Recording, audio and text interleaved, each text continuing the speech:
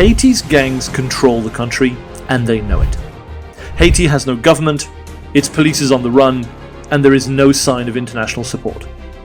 But who are the gang leaders behind this crisis?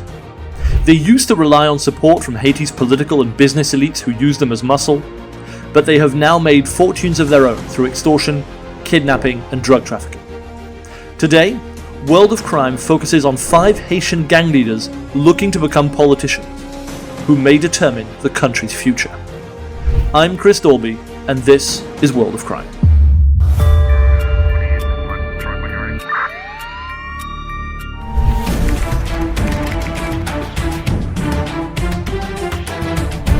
It's wise in any walk of life to have a backup plan. Izo worked out early that if a life of crime ended up being bad for his health, he could try the music industry.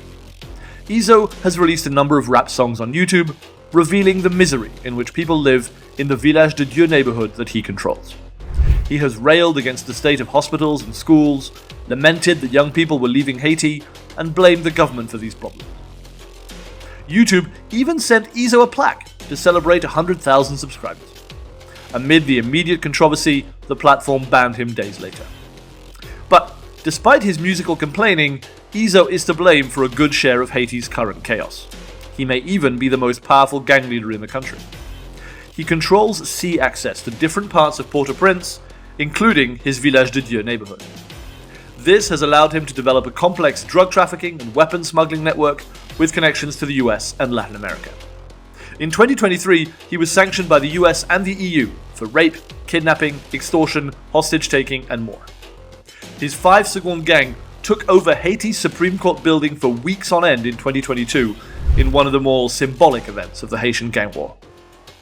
Prior to the current chaos, Izo was allied with a gang leader known as T. Gabriel and the G-PEP coalition. His current allegiances are unclear. He has willingly sold weapons to many other gangs, so he does stand to profit from continued chaos. And, despite the ban, he regularly releases songs on YouTube on new accounts.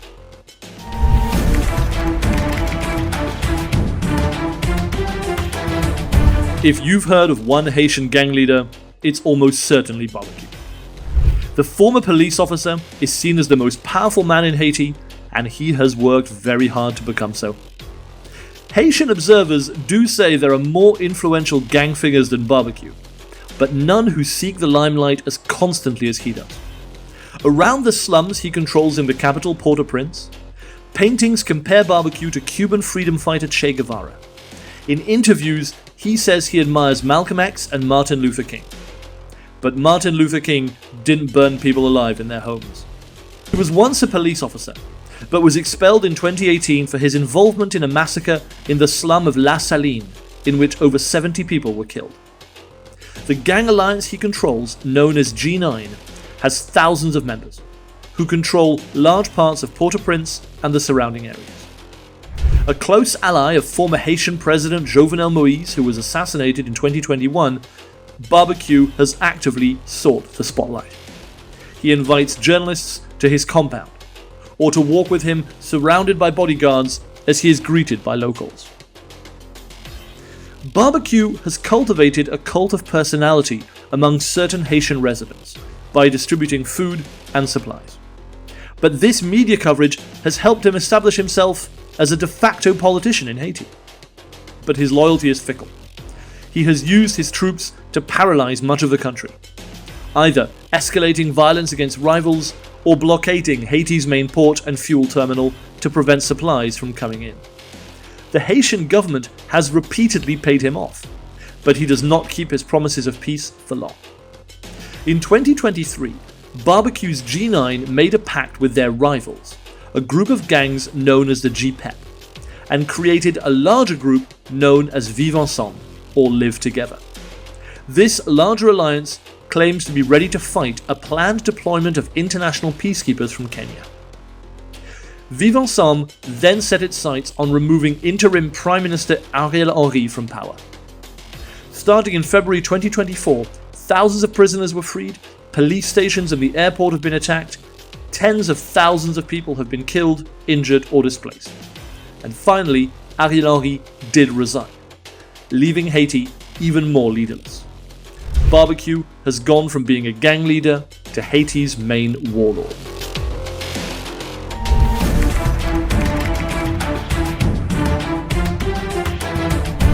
For several years, T. Gabriel was Barbecue's blood rival. While Haiti has many gangs, the rivalry between G9 and G-PEP was blamed for much of the constant violence that has turned Port-au-Prince into a war zone. But T. Gabriel was always a canny operator. He came up as the leader of a gang named Nan Brooklyn in the neighborhood of Cité Soleil. Unlike Barbecue, who had close connections to the ruling party in government at the time, T. Gabriel was being paid by his opposition, making them natural enemies. As Barbecue expanded to become leader of the G9 alliance, T. Gabriel did the same with gangs around Cité Soleil to form the G-PEP. He was incredibly aggressive in his war to take territory from G9. In 2022 and 2023, he showed no fear of firebombing people's houses or surrounding a hospital, cutting it off from aid. G-PEP barricaded entire parts of Port-au-Prince, treating them as fortresses where nobody could enter without permission. However, things change. T. Gabriel and Barbecue both recognized the threat of an international force potentially entering the country. In 2023, they formed the Viv Ansamn coalition and showed their displeasure, leading to an escalation of violence that has completely paralyzed the country.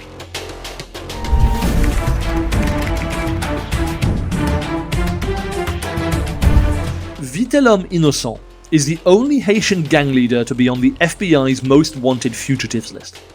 The US government has put out a $2 million bounty for information leading to his arrest. But who is the man worth such attention? Vitel'homme is believed to have been partially responsible for the sensational kidnapping of 17 American and Canadian missionaries in Haiti. While kidnappings are rampant on the island, and although the missionaries escaped, this incident drove home the risks posed by Haitian gangs to American interests. While the kidnapping was carried out by a gang known as 400 Mawozo, Vitel'homme Innocent has been accused of being its orchestrator. He was also indicted in the US for his role in the murder of American citizen Marie-Odette Franklin and the kidnapping of her husband Jean in October 2022. Vitel'homme is constantly connected to Haiti's worst acts. He was also named as having played a role in the murder of President Jovenel Moïse in 2021. His Craze Barrier gang has been one of the main culprits for the epidemic of kidnappings in eastern and southern Port-au-Prince, and carry out regular attacks on police stations, killing officers and stealing their weapons.